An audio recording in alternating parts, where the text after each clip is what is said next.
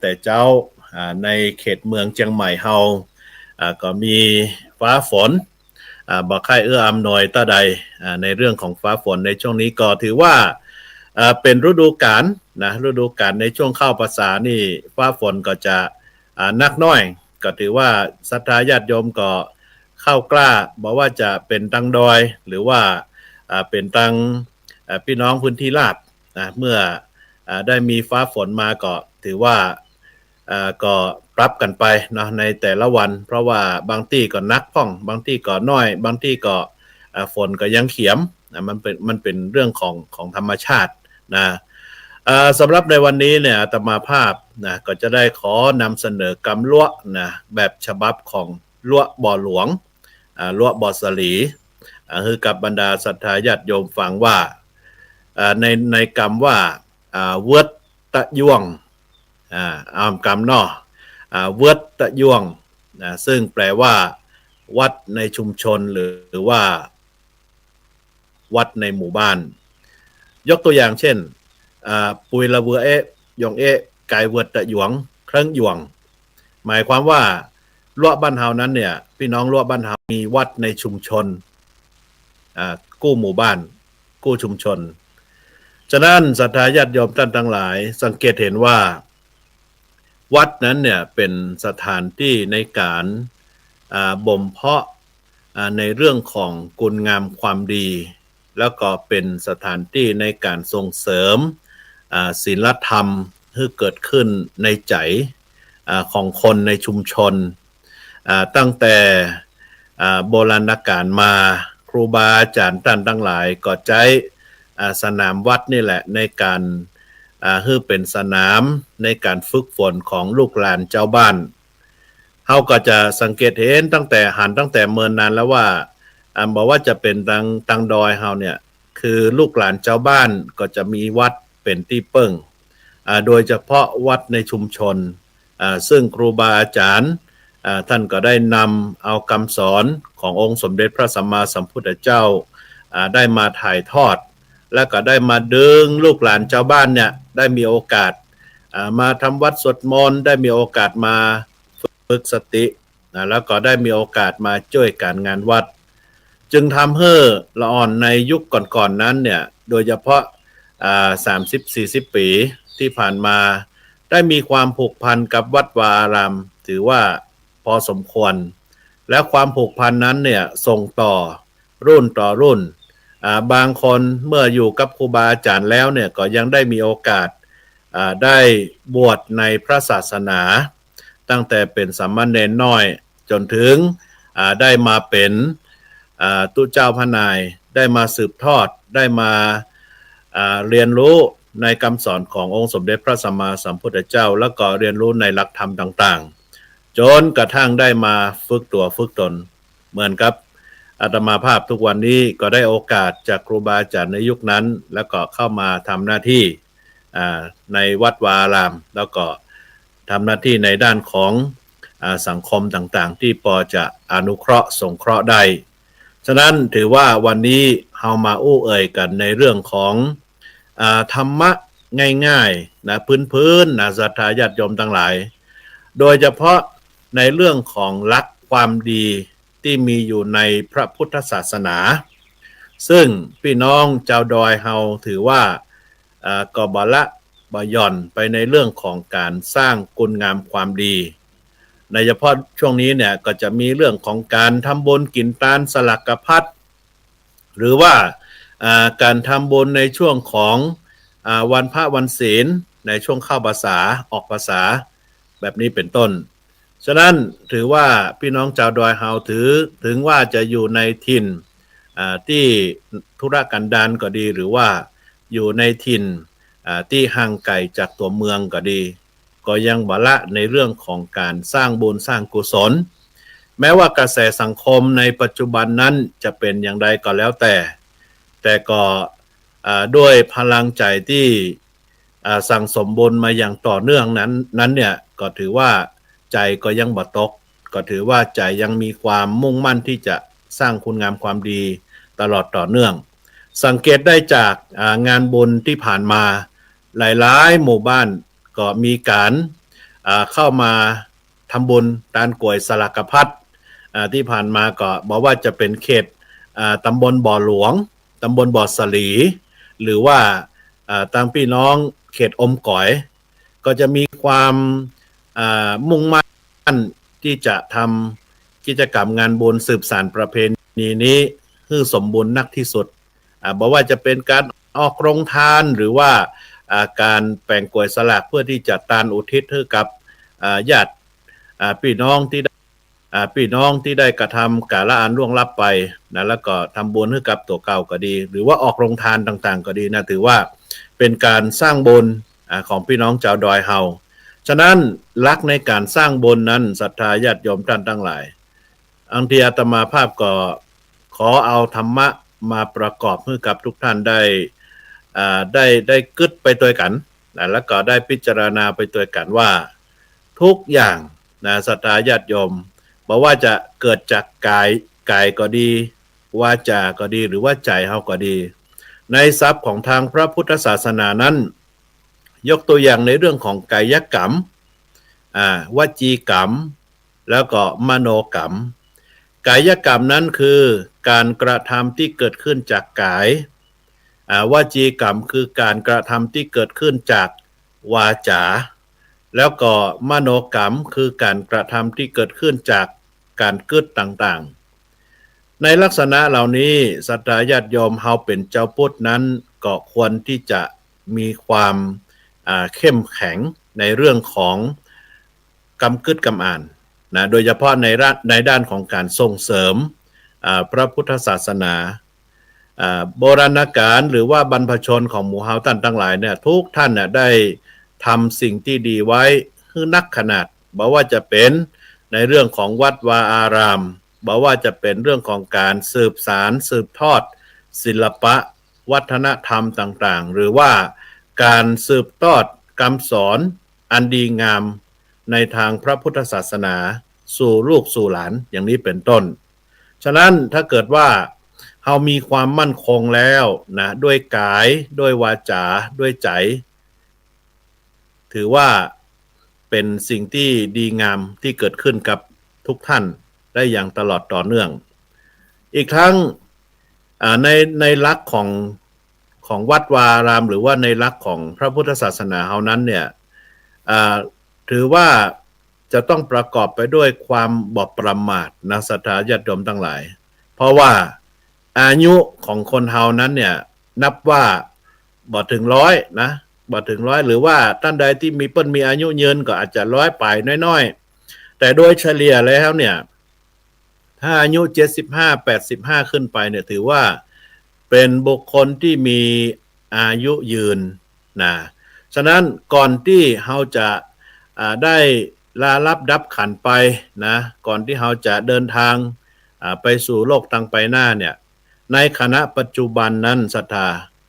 ในขณะที่เฮายังมีลมหายใจยังมีพละมีกำลังที่จะสามารถ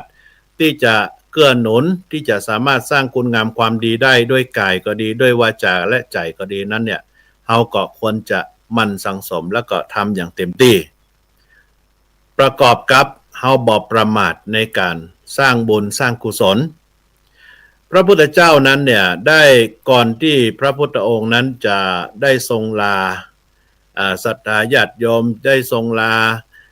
พุทธบริษัททั้งหลายเนี่ยหมายความว่าก่อนที่เปิ้นจะเสด็จดับขันธปรินิพพานเปิ้นก็บอกว่าอย่าประมาทนะเพราะว่าสิ่งต่างๆทั้งหลายทั้งปวงนั้นเนี่ยเฮาถือว่าเป็นบุคคลที่จะต้องเปิ้นเฮาว่าอายุของคนเฮานั้นอาจจะบ่ยืนยาวแต่ถ้าหากว่าเฮาประมาทในการดำเนินชีวิตแล้วมันก็จะต้องมีเหตุอย่างหลายๆอย่างอาจจะเกิดกับตัวเฮาหรือว่าในสังคมรับด้านก็ดีการที่เฮาจะ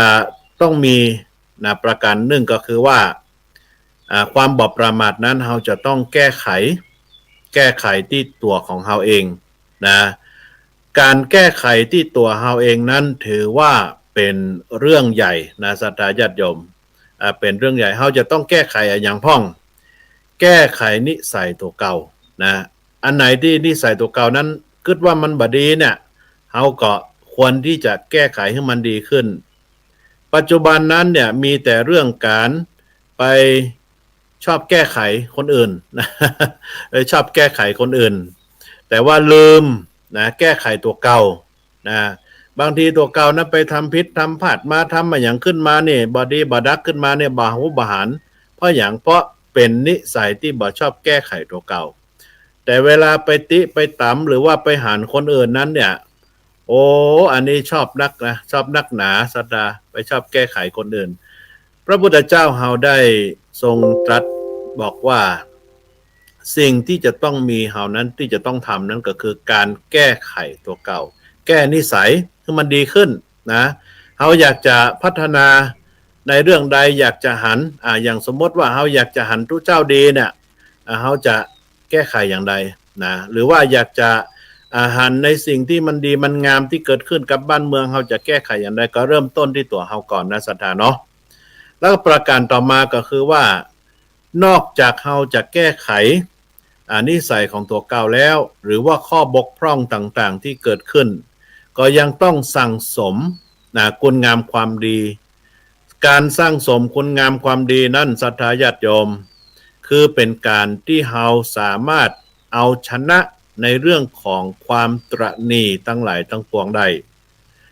เป็นการสั่งสมเรื่องของคุณงามความดีหรือว่าแหมทรัพย์หนึ่งคือการสั่งสมบารมีไว้ให้กับตนกับตัวอันนี้เป็นเรื่องใหญ่แหมเรื่องหนึ่งนะนอกจากเราจะแก้ไขนิสัยตัวเก่าแล้วให้มันดีขึ้นอันไหนที่มันผิดพลาดไปเอาก็ปรับขึ้นมาให้มันดีพัฒนาให้มันดีแล้วก็แก้ไขตัวเก่าแล้วก็แก้ไขสิ่งบกพร่องต่างๆไปสร้างสมคุณงามความดีเหมือนอาตมาภาพได้กล่าวตั้งแต่เบื้องต้นนั้นว่าพี่น้องชาวดอยเฮานั้นเนี่ยถือว่าห่างไกลในเรื่องของความเจริญห่างไกลในเรื่องของสิ่งต่างๆแต่ว่าสิ่งที่เปิ้นบ่ประมาทนั่นก็คือเรื่องของการสร้างคุณงามความดีถึงเวลาที่จะต้องมาสร้างบุญสร้างกุศลในการเวียนรอบปีขึ้นมาเนี่ย1ปีมี12เดือนใน12เดือนนั้นก็จะมีประเพณีนะในตามปฏิทินตามปกติต่างๆก็จะได้บอกว่าเดือนนี้เฮาจะทำอะไรอย่างเดือนนี้จะมีงานบุญอะไรอย่างเกิดขึ้นพี่น้องชาวดอยเฮาก็ต่างขวนขวายโดยเฉพาะในช่วงนี้ผลไม้รากไม้นะที่ปลูกตามให้ตามสวนบัดเต้าบัดแตงนะหรือว่าข้าวปั้งก็ดีหรือครัวส่วนก็ดีนั้นเนี่ยอยู่ในเทศกาลของการตานให้กับบรรพชนที่ล่วงลับไปก็ได้นำเอาสิ่งเหล่านี้มาเป็นสังฆทานได้ถวายคือการบ่ประมาทนอกจากบ่ประมาทในการสร้างบุญแล้วนะก็ยังอุทิศบุญให้กับญาติที่ล่วงลับไปกัวนะมีอยู่ท่านหนึ่งได้สนทนาธรรมกันเมื่อบอกกี่วันนี้บอกว่าเฮาบ่โหเนาะท่านเนาะว่าตอนที่เปิ้นอยู่กับเฮาเนี่ยเฮาก็ยังหานว่าเปิ้นกินได้เปิ้นเดินได้เปิ้นเตียวได้เปิ้นอูได้แต่พอเวลาเปิ้นจากเฮาไปแล้วเนี่ยเปิ้นจะเป็นอย่างไรเกิดความห่วงอะไรขึ้นมาฉะนั้นเมื่อห่วงแล้วเขาจะไปจับมือถือแขนจะไปอู้นั่งจ่าเหมือนเดิมมันก็เป็นไปบ่ได้สิ่งที่เปิ้นทำได้คนที่อยู่ตั้งหลังนั่นก็คือการอุทิศบุญคือเปิ้นแล้วก็บ่ประมาทในเรื่องของสิ่งเหล่านี้นะอุทิศอุทิศบุญกุศลตามหลักพระพุทธศาสนาในเบื้องต้นนั้นการบ่ประมาทนะก็คือเรื่องของความชั่วทั้งหลายเขาก็บ่เอาเข้ามาในชีวิตเนาะแล้วก็เพราะว่าถ้าประมาทในการทำความดีแล้วเนี่ยเราไปเน้นในเรื่องของการสร้างสิ่งที่บ่ดีบ่งามนั้นเนี่ยมันจะเกิดความเดือดร้อนให้กับตัวเราเองแล้วก็บุคคลทั่วไปอันนี้คือในระดับเบื้องต้นเลยนะระดับกลางก็คือว่าการทำความดีหรือว่าการสั่งสมคุณงามความดีนั้นให้ถึงพร้อมนะอย่างที่เป็นคุณงามความดีก็ทำไปเถอะทำแล้วมันสบายใจนะศรัทธาทั้งหลายทำแล้วมันม่วนใจนะจะมากด้วยราคาจะน้อยด้วยราคาอันนั้นบ่เกี่ยวนะขึ้นอยู่ที่ตัวของเฮาว่านะสิ่งที่เฮาตั้งใจตั้งแต่แรกเนี่ยคือทำแล้วสบายใจ นะส่วนราคาส่วนอะไรอย่างต่างๆนั้นก็เป็นองค์ประกอบเพราะว่าบางเตื้อก็ไปแข่งกันมันก็บ่ดีเนาะไปแข่งกันทำบุญกินทานเพราะฉะนั้นในระดับกลางก็คือว่าทำความดีให้ถึงพร้อมนะเมื่อความดีถึงพร้อมแล้วสิ่งที่เกิดขึ้นก็คือเรื่องของใจแล้วก็เกิดประโยชน์กับตัวเฮาเองเกิดประโยชน์ต่อบุคคลอื่นทำอย่างสม่ำเสมอนะเหมือนกับอาตมาภาพเนี่ยได้อยู่บนดอยนะกึศที่จะทำความดีให้มันเป็นสาธารณสงเคราะห์ก็ได้นำเอาโครงการกิจกรรมน้อยๆจากการเริ่มต้นจากใจเฮานี่แหละเพราะว่าเฮาอยู่ในถิ่นแบบนี้สิ่งที่มองหันอันดับแรกก็คือความเป็นอยู่ของเจ้าบ้านบางบ้านบางครอบครัวเปิ้นก็บอกว่ามีเสมอไปนะเมื่อถึงคราวที่คนในครอบครัวเปิ้นได้เสียชีวิตเนี่ยสิ่งที่ลำบากก็คือเงินก้อนแรกที่จะนำเอามาดำเนินการในการตระเตรียมกับผู้วัยชนก็คือการไปซื้อล่องซื้ออย่างต่างๆกิจกรรมตรงเนี้ยโครงการเหล่านี้เกิดขึ้นจากสิ่งที่เฮาหันพอหันปุ๊บก็เกิดการสงเคราะห์อนุเคราะห์กันไปฉะนั้นทางศูนย์เรียนรู้ละวะรัตนปัญญาจึงได้อนุเคราะห์สงเคราะห์พี่น้องชาวบ้านบนดอยเฮามาอย่างต่อเนื่องนั่นก็คือการทำคุณงามความดีให้สม่ำเสมอสามารถที่จะเปิ้นฮ้องว่าหนีฮ้อนมาเปิ่งเย็นหรือว่านำความจุ่มเย็นมาสู่ใจเจ้าศรัทธาก็ถือว่าเป็นหน้าที่ของพระนักพัฒนาหรือว่าพระรูปอื่นๆที่เปิ้นมีใจอยากจะไข้โพดอยากจะสงเคราะห์พี่น้องศรัทธาอย่างนี้เป็นต้นในระดับสูงนั้นศรัทธาญาติโยมทั้งหลายนอกจากเฮาบ่ประมาทในเรื่องของการสั่งสมคุณงามความดีแล้วในระดับสูงคือแปลงจิตแปลงใจของเฮานั้นให้มีความสดใสมีความผ่องใสแล้วก็เมื่อใจเฮามีความสดใสมีความผ่องใสแล้วสิ่งที่จะเป็นผลก็คือความสุขใจที่เกิดขึ้นกับตัวของเฮาทั้งในปัจจุบันแล้วก็ทั้งในอนาคตต่างหน้าบ่ไปเผลอนะไปจมอยู่กับกองทุกข์ที่มีอยู่ในใจบางทีทุกข์น้อยเดียวเนี่ยเฮาไปขยายผลเนี่ยมันก็เป็นทุกข์ใหญ่นะบางทีก็เกิดอยู่หั่นนะมันบ่ปล่อยบ่สะบ่วางอย่างนี้เป็นต้นมันก็เป็นทุกข์อยู่ในใจเฮาบางทีเป็นทุกข์ในอดีตก็ย้อนปิกมาคิดในปัจจุบันก็เป็นทุกข์ในปัจจุบันแล้วก็บ่ไปเผลอกังวลในอนาคตที่จะมาถึงนะอนาคตก็เป็นเรื่องของอนาคตวันพุกเป็นเรื่องของวันพุกวันฮือเป็นเรื่องของวันฮือถ้าใจเฮาวิตกกังวลเหล่านี้สุดท้ายสติเฮาก็บ่อยู่กับเนื้อกับตัวนะเพราะฉะนั้นเฮาควรที่จะอยู่กับปัจจุบันให้มีความสุขทำปัจจุบันให้มีความสุขกับตัวเฮาและก็คนอื่นแล้วบ่ไปสร้างความเดือดร้อนให้ไผแล้วก็บ่มาสร้างความเดือดร้อนให้ตัวเก่าอย่างนี้เป็นต้นการที่เฮาจะละชั่วทำความดีนะทำจิตให้มันเกิดความผ่องใสถือว่าเฮานั้นเป็นผู้บ่ประมาทในการสั่งสมคุณงามความดีแล้วก็บ่ประมาทในการประพฤติปฏิบัติตัวเฮานะศรัทธาญาติโยมทั้งหลายอันนี้ก็ต้องขอฝากทุกท่านโดยว่าทุกสิ่งทุกอย่างนั้นล้วนมีที่มาที่ไปนะเมื่อกายกรรมก็ดีวจีกรรมก็ดีมโนกรรมก็ดี3กรรมเหล่านี้ตั้งมั่นอยู่ในคุณงามความดีตั้งมั่นอยู่บนความบ่ประมาทแล้วก็มีสติเป็นตัวดึงขึ้นมาศรัทธาญาติโยมทั้งหลายเฮาก็จะม่วนกับการใช้ชีวิตแล้วก็จะหาคุณค่านะของชีวิตของเฮาว่าในแต่ละวันนั้นชีวิตเฮามีคุณค่ากับตัวเฮาเองมีคุณค่ากับบุคคลอื่นนะบุคคลอื่นอย่างเช่นเฮาอยู่ในวัดวาอารามนั้นเนี่ยก็สามารถเป็นที่เปิ้งที่อิงคือกับศรัทธาญาติโยมได้นะพุทธบริษัททั้งหลายได้หรือเฮาสามารถที่จะเกื้อกูลหรือว่ายังประโยชน์ให้กับหลายๆที่หลายๆหนเหมือนกับครูบาอาจารย์ที่เปิ้นได้ทำไว้เมื่อนานยกตัวอย่างทางหลวงพ่อครูบาศรีวิจัย ถือว่าเป็นนักบุญตนหนึ่งของล้านนาที่มีความสำคัญนะศรัทธาญาติโยมเราได้อ่านประวัติหรือว่าได้หันผลงานที่เปิ้นได้สร้างไว้ให้กับเจียงใหม่ละปูนหรือว่าที่อื่นๆต่างๆมากมายนั้นเนี่ย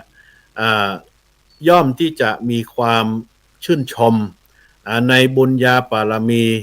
และอีกด้านหนึ่งเราก็ย่อมเห็นว่าเปิ้นนั้นมีความอดทนในการฟันฝ่าเรื่องราวต่างๆจนกระทั่งเป็นที่ยอมรับนะของมหาชนทั้งหลายของเจ้าโลกทั้งหลายนี่แหละคือคุณธรรมความดีที่ครูบาอาจารย์